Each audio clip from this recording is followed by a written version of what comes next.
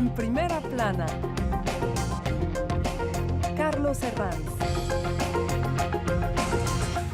Bienvenidos en Primera Plana, un programa de Radio Francia Internacional y de France 24. Esta semana ponemos el foco en las elecciones de Brasil, la segunda vuelta del próximo día 30 entre Lula y Bolsonaro. Nos acompañan en este estudio para analizar todas las claves Tomás Sisman de Barros, doctor en Teoría Política en Sciences Po aquí en París, especialista en Brasil. Bienvenido, Tomás. Muchas gracias.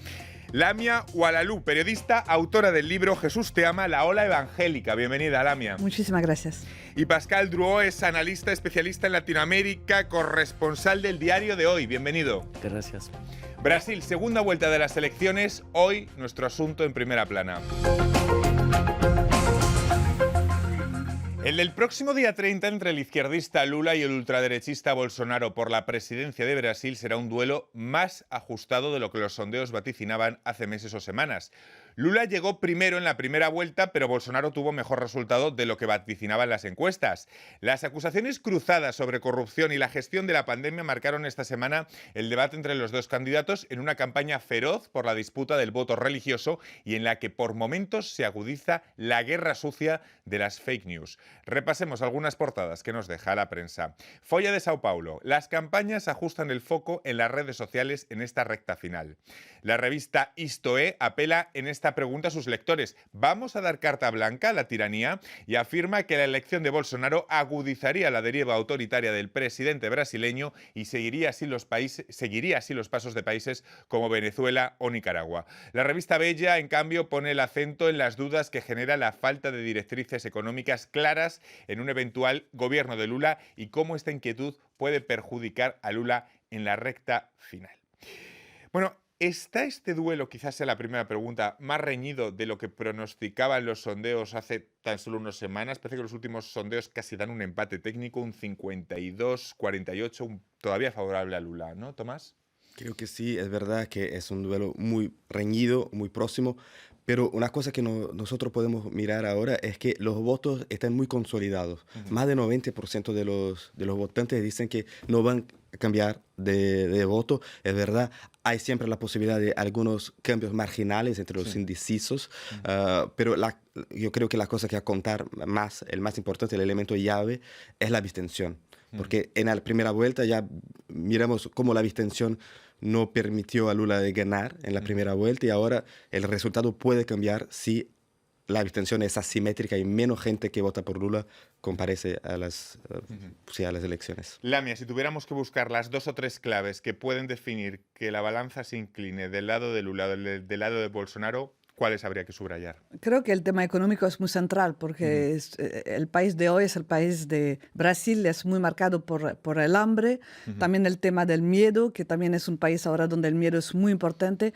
7 sobre 10 brasileños tienen miedo de decir para quién van a votar, eso es muy importante, pero estoy de acuerdo que ahora está todo muy cerrado. Lo que diría es que no nos dimos cuenta, los analistas y la gente de la campaña de Lula, de la fuerza del bolsonarismo, cuánto tiene raíces profundas ahora en la sociedad brasileña. Y eso explica el resultado muy bueno que tuvo Bolsonaro, sea en el nivel federal como en las otras elecciones. Tampoco los sondeos lo vieron venir. ¿Ha salido Bolsonaro reforzado de la primera vuelta de cara a esta segunda, Pascal?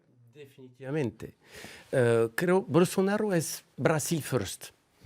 Y obviamente llamó a una forma de orgullo que puede tener raíces en una cierta frustración de la población y eso funciona definitivamente. Funciona además cuando encierras el debate político en una visión maniqueísta. Y en eso estamos hoy en día, quizás con consecuencias además veremos con el voto evangélico. Pero esa visión maniqueísta hoy en día realmente corresponde a una época polarizada, 12 años después, además del principio de la pandemia de la COVID-19, que tuvo tantas consecuencias en Brasil.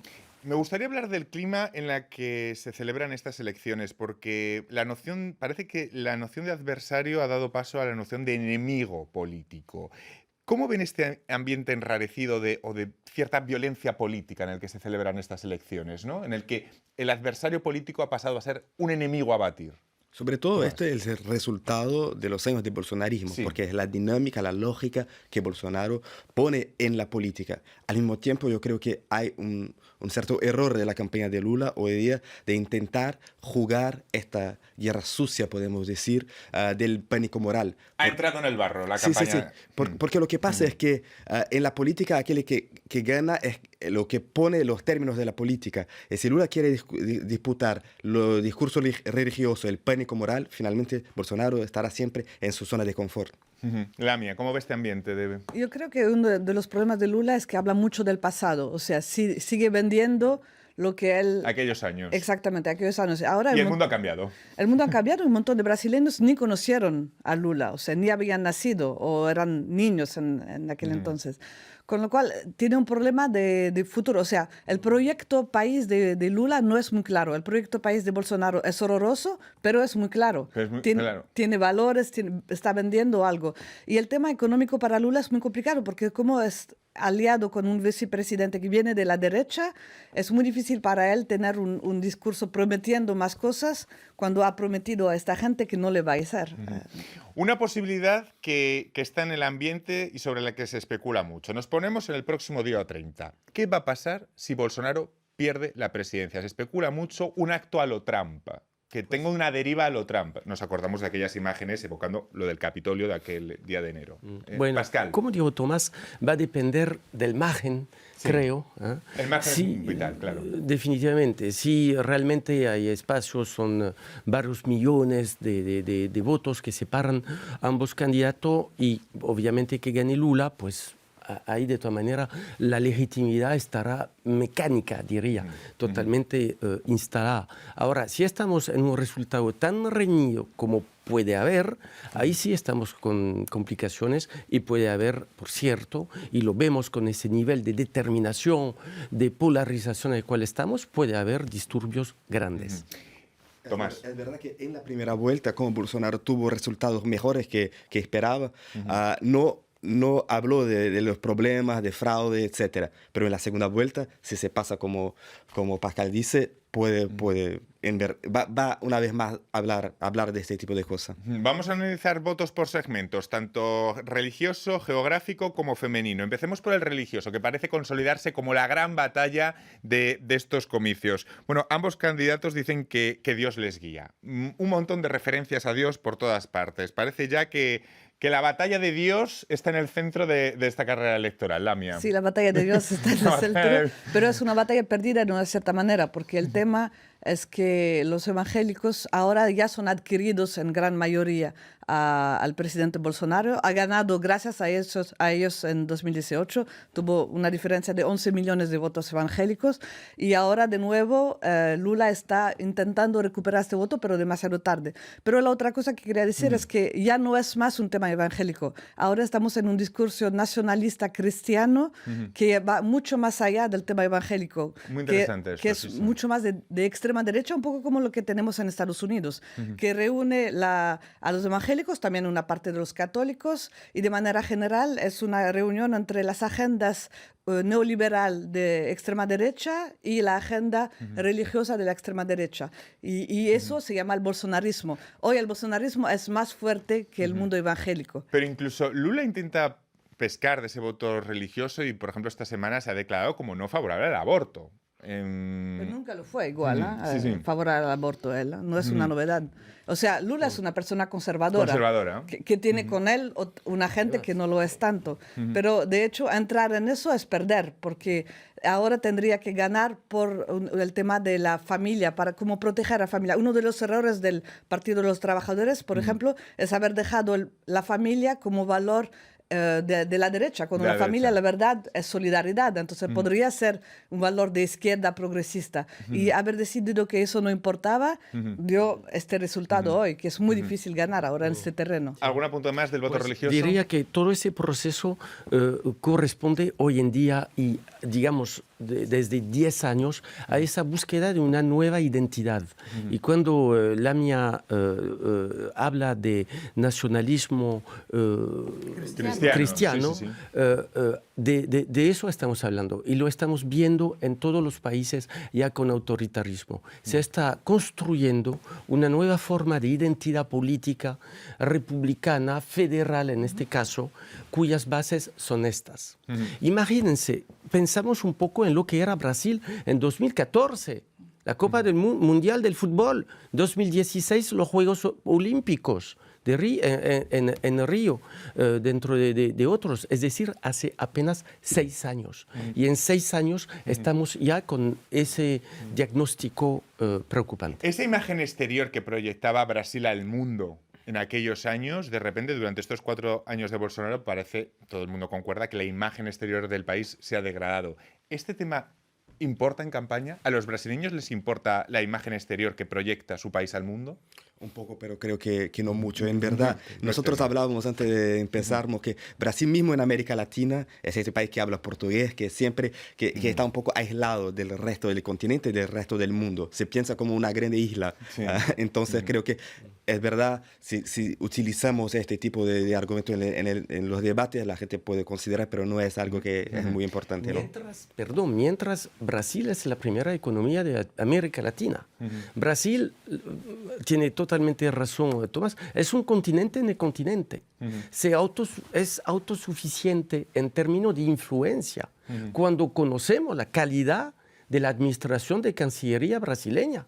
Brasil tiene una visión, pero es cierto, se vive como autosuficiente porque continente en el continente, primera potencia. Pero creo que para una parte de los empresarios eso sí es importante, porque uno acaba perdiendo mercados también. Claro, es la imagen que proyectas al mundo. Sí, cuando dices, por ejemplo, que se está destruyendo la Amazonia, que se está destruyendo de hecho, eso significa también que vas a vender menos carne afuera. En fin, es muy complicado porque la imagen de Brasil es un producto también. Por eso también fuera la gente del agronegocio, la mayoría de ellos se fueron con Lula ahora, a pesar de haber votado contra él en 2018. Y hace parte de todo ese monto de contradicciones que tiene Brasil. Porque Lamia tiene toda la razón. En Amazonia, pero son más de 8 países que están concernados. Es decir, que el diálogo debería ser constante igualmente con Francia. La primera frontera de Francia con un país exterior es con Brasil. No es Alemania o España, es Brasil. Pero así no es. El primer cliente de Brasil es China. Entonces, es cierto que existe una fuerza mecánica de proyección internacional, pero a la vez no la sentimos, creo, en la vida cotidiana. Vamos a hacer en este punto una breve pausa. Tengo un montón de temas que me faltan. Vamos a hablar del voto femenino, del voto geográfico, del bolsonarismo, pero va a ser a vuelta de pausa. Hasta ahora.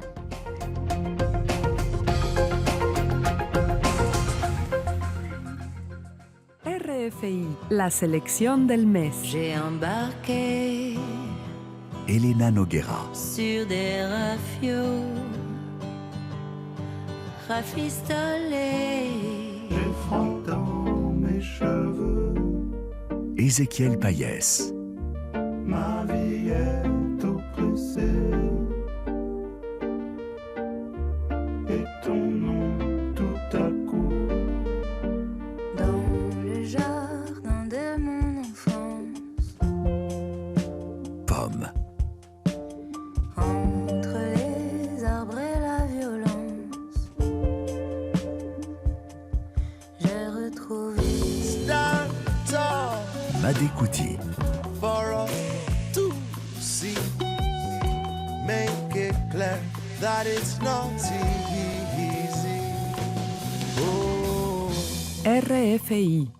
Seguimos en primera plana esta semana hablando de la segunda vuelta de las elecciones de Brasil que enfrentan al izquierdista Lula con el ultraderechista presidente Jair Bolsonaro. Lo hacemos con Tomás Isman de Barros, doctor en teoría política, la periodista Lamia Oualaalou y el analista especialista en Latinoamérica Pascal Drouot. Bueno, hay muchos temas que nos quedan encima de la mesa. Antes de irnos a la pausa, me refería al voto geográfico. Normalmente se habla siempre de esa distribución de Brasil, que yo no sé hasta qué punto se mantiene vigente, de esos estados pobres del nordeste del país pro-Lula, pero en los que Bolsonaro ha hecho mucha campaña últimamente prometiendo ayudas. ¿Hasta qué punto esos movimientos de Bolsonaro pueden hacer que cambie el tablero político geográfico en esos estados, o no? Tomás. Yo creo que no va a cambiar el resultado final, pero puede cambiar a la margen. Sí. Esto Y ahora, con las cosas tan reñidas, es básico hablar de ese Exactamente, margen. Exactamente. Entonces, algunos pequeños cambios en estos estados llave pueden generar un resultado diferente en las elecciones. Otro margen, el voto femenino, que se habla tanto de que va a ser pro-Lula, pero vemos a la primera dama recorriendo el país intentando hacer campaña para atraer ese voto femenino. De ahí la importancia de esos matices. ¿Puede cambiar lo suficiente como para atraer un porcentaje importante de mujeres hacia la campaña de Bolsonaro, esta campaña de la primera dama? Lamia, ¿cómo lo ve? Yo pienso que tiene mucho que ver con la dinámica, de hecho. Si se siente que Bolsonaro sigue subiendo, lo que es el caso en las últimas semanas, una parte de las mujeres sí lo van a votar. Ahora depende de la capacidad de Lula a explicar otra vez más que no es solo un tema moral, sino que sería un tema económico, porque la mujer sola que cuida de hijos son montones en Brasil, entonces el tema económico para ella es central, el tema de la violencia para ella es central, y la cantidad de armas ha subido de manera espectacular con Bolsonaro. Son temáticas que tocan mucho a las mujeres. Si vamos al tema moral, ya va a perder Lula una parte de esta población, porque el machismo al final no es lo más importante, es mucho más lo que toca en el día a día la vida de la gente. Sí, me parece fundamental porque justamente revela, creo, falla en la campaña, a saber esa impresión de una forma de continuismo. Y ambos candidatos están en eso. Lula dice, bueno, los años mágicos de los años 2000, con un petróleo, un barril a 150 dólares, hoy está a 84, y ya con esto vamos a volver. Y obviamente en la visión pues, de un Brasil moderno, etcétera, hay obviamente esta impresión moral, etcétera, pero ya no estamos en eso. Debemos inventar algo nuevo, dinamizar, porque definitivamente Bolsonaro dinamizó, electrizó su voto. Vamos a ver cómo se cristaliza esto en los medios de comunicación y un tema que me parece apasionante a mí en Brasil, que es el tema de las fake news, que lo tenemos que tratar lógicamente. Empezando por los medios, no sé si vieron el debate esta semana y cómo les pareció, si hubo un ganador claro, las acusaciones de corrupción. Una vez más, como decía, aquel que pone los términos del debate gana el debate. En la primera parte del debate, Lula habló de pandemia, habló de economía, ganó la primera parte del debate. Al final, cuando Bolsonaro empezó a hablar de la moral, de la corrupción, etc., Lula estaba intentando siempre defenderse. Entonces, al final, creo que Lula ganó, pero no mucho. ¿Lamia? Yo pienso que muestra también que la campaña de Bolsonaro es más profesional de una cierta manera. O sea, tiene más media training. Por ejemplo, Lula no supo gestionar el tiempo. Se quedó le faltaban minutos para contestarle a Bolsonaro. Y eso se ve mucho en todo el tema de las redes sociales. Lo que es increíble, porque en 2018 ha ganado Bolsonaro gracias a redes sociales y la campaña de Lula sigue siendo muy poco dinámica desde ese punto de vista cuando se compara a la de Bolsonaro. Él siempre dice de él sí mismo que él es analógico, que él tiene que él utiliza el móvil de los demás. Pero su gente no debería hacerlo. Exacto. Bueno, el tema de las fake news, que es en Brasil apasionante. Una de las más distribuidas en los últimos días fue que Lula iba a cerrar iglesias. Pero también la campaña de Lula ha entrado al barro y ha llegado a acusar a Bolsonaro incluso de canibalismo, de cosas como realmente estrambóticas. ¿Por qué tiene tanta circulación este tipo de bulos en el país? ¿A quién sigue convenciendo este tipo de noticias completamente estrambóticas, pero que circulan con una libertad pasmosa en las redes sociales brasileñas? Tomás, ¿cómo explicamos esto? Es verdad que la creatividad de las fake news es increíble. Sí, son muy creativos. Carnavalesco, cuanto menos. Sí. Al mismo tiempo, yo creo que la gente que comparte este tipo de información, en muchos casos no cree en el contenido, pero compartir es también hacer parte de un grupo, es tener un enemigo en común. Entonces no importa si es verdad o si no es verdad, pero todo vale. Sí, todo vale para compartir, para estar en este grupo. El deseo es más importante que el contenido. Lamia, ¿cómo se explica esto cómo explicamos al resto de Latinoamérica esto de las fake news brasileñas? El tema es que en Brasil, en el inicio empezamos con portadas. Nadie más lee los diarios en Brasil. O sea, Brasil Brasil es un país extremadamente conectado, siempre lo fue, y entonces son círculos totalmente cerrados, y Claro. donde todo circula. Y en eso hay el poder, de hecho, de las iglesias como estructuras, porque las iglesias tienen sus medios, tienen sus cantores y todo, y hay lo que debería totalmente estar prohibido, es prohibido por ley, la presencia de gente que va a pedir voto en la iglesia. De manera general, no se respecta la ley electoral en esa elección. Bolsonaro está realmente intentando comprar la elección de todas las maneras. O sea, va a iglesias, ha dado más plata de lo que debería dar a los pobres. En fin, es muy impresionante el poder de la máquina que se puso. Siempre se pasa, pero de esta vez de una Claro. manera increíble. Y además, fake news hay en todos los países. El problema de Brasil es que son muy burdas. Es decir, es que son inverosímiles. Porque una característica de las fake news en otros países es que tienen que ser verosímiles. Pero es que en el caso brasileño traspasan esa frontera, Pascal. Eso es el tema. Y es esa percepción de sensacionalismo que también lleva un poco y corresponde un poco a ese espíritu brasileño. Entonces, sí, lo preocupante es que circule, que esté tomado en cuenta y que corresponda a organizaciones de campaña impactando. Porque, bueno, de ahí... Vamos a hacer en este punto un zoom de lo que supone esta elección para toda Latinoamérica. Y les pregunto, ¿una victoria de Lula consolidaría el avance del progresismo en América Latina, Tomás? Yo creo que sí, en verdad la elección de Lula sería muy importante para el progresismo, pero yo creo que sería muy importante para América Latina como un bloque en general. Porque mismo Juan Manuel Santos, el antiguo presidente de Colombia, que declaró su apoyo a Lula, decía que en América Latina hoy, porque tenemos Brasil, México, los dos más grandes países, no hay un liderazgo en América Latina para la integración de la región. Entonces, la victoria de Lula podría ser muy importante para que Latinoamérica gane una vez más una importancia geopolítica mundial. Bueno, y además, no sé si corregir la palabra porque progresismo tampoco sería, porque Lula sería un personaje conservador de izquierdas y Boric sí que vendría a representar un personaje mucho más progresista. Es decir, dentro de las izquierdas también meterlo todo en el mismo saco. La verdad, para mí es igual lo que pasa en Colombia, Chile o Brasil, porque ahí ha ganado la izquierda, digamos, pero contra casi la mitad de la población que votó a alguien de ultraderecha también. Entonces estamos en situaciones muy similares en el resto de América Latina. Pero el único país que tiene la posibilidad de unificar a estos países, rehacer funcionar al Mercosur, a UNASUR que hoy no funciona, también trabajar sobre el tema de Venezuela con el resto del mundo, es Brasil. Entonces es muy central para América Latina y para el mundo, diría, para el multilateralismo también. Pascal, en cualquier caso, ¿el bolsonarismo es una realidad que ha llegado para quedarse? Es decir, sí. aun perdiendo, me refiero. Por lo menos hoy en día corresponde a la época que estamos viviendo, época de tensiones, de crisis, lo vimos con la salud y con consecuencias económicas. Pero para volver justamente a América Latina, yo creo que el momento en el cual estamos y en el cual se inscriben esas elecciones es obviamente histórico, porque América Latina ha cambiado estos últimos años, definitivamente. No tiene liderazgo, sí, tenemos que integrar la diversidad del continente además, pero en esa diversidad se está buscando un nuevo contrato social.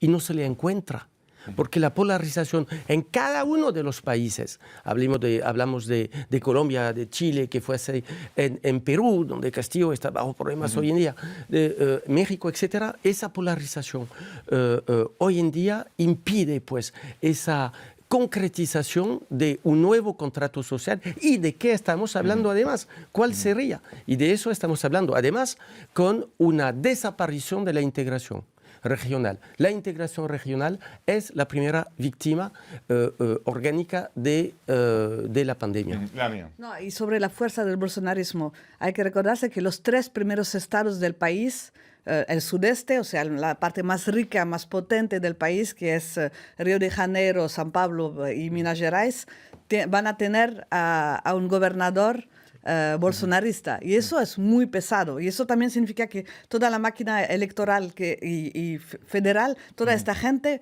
va a encontrar un trabajo y va a seguir con mucho peso en los próximos años. Otra clave, antes de que se me olvide, ¿cómo han sido los mensajes en esta diferencia tan corta, en esta carrera tan corta, ya todo es definitivo? ¿Cómo han sido los mensajes de apoyos de los terceros candidatos eliminados en la primera vuelta? Me refiero sobre todo a la centrista Simone Tebet o a Ciro Gómez. ¿Cómo han sido esos apoyos? ¿Cómo se han manejado todos esos mensajes? Entonces, los dos declaran apoyo a Lula. Ciro Gómez no participa activamente en la campaña, Simone Tebet sí, pero yo creo que muchos de los votos de ese candidato ya estaban con Lula en la primera vuelta. Entonces, es esto. Pero para hablar un poquito del nuevo contrato social y al mismo tiempo de la fuerza del bolsonarismo, yo creo que el bolsonarismo, como lo que pasa en otros países de América Latina, es un síntoma de una región que tiene un pasado colonialista, de esclavitud, de dictaduras, etcétera, y que nunca pudo discutir como venir a este pasado. Sí. Entonces es un síntoma que algo que vuelve porque no pudimos como se ocupar de este pasado y cambiarlo. No, y todos en un contexto de articulación de extrema derecha al nivel internacional. O sea, claro. Eduardo Bolsonaro, el hijo del presidente, trabaja directamente con la extrema derecha en Estados Unidos. Ese es el que es más radical todavía que el padre, ¿verdad? Sí, bueno, y bien astuto, y todo eso funciona junto, o sea, con Hungría. Por eso la gente dice, mira, ¿qué pasa en Brasil? Mira, lo que pasa en Brasil pasa en el resto del mundo. Y hay una articulación muy fuerte y no es un tema religioso, es mucho más allá del tema religioso. Es algo, ahora, de hecho, falta una narrativa del mundo progresista para proponer algo diferente. ¿Por qué no se consolida esa narrativa dentro del mundo progresista? Es decir, ¿la figura de Lula también tapona que esa narrativa pueda surgir? ¿Es demasiado, eclipsa demasiado? Por una parte creo que sí, porque de hecho no surgió otra figura, y por otra parte no es solo Lula, el mundo progresista fue ciego, por ejemplo, no ha hablado con los evangélicos, con una parte de los pobres, y no han entendido también el resentimiento de una pequeña clase media que ha perdido mucho en los años Lula, que ha perdido el hecho de ser los únicos que iban a la universidad, los únicos que tomaban el avión. Esta gente al final paga impuestos y por servicios públicos de mala calidad. ¿Y qué les ha dado Lula? Nada. Claro. Entonces, este resentimiento que sería del pequeño blanco en Estados Unidos es el mismo, y no es por acaso que es el blanco que más vota a Bolsonaro. Qué bien analizada esa fotografía última con la que nos quedamos de Lamia. Un placer haberles tenido aquí en En Primera Plana para analizar lo que será esa vuelta definitiva del día 30. Seguiremos aquí muy pendientes de ello en RFI y en France 24. A todos ustedes, hasta la próxima semana. Muchas gracias.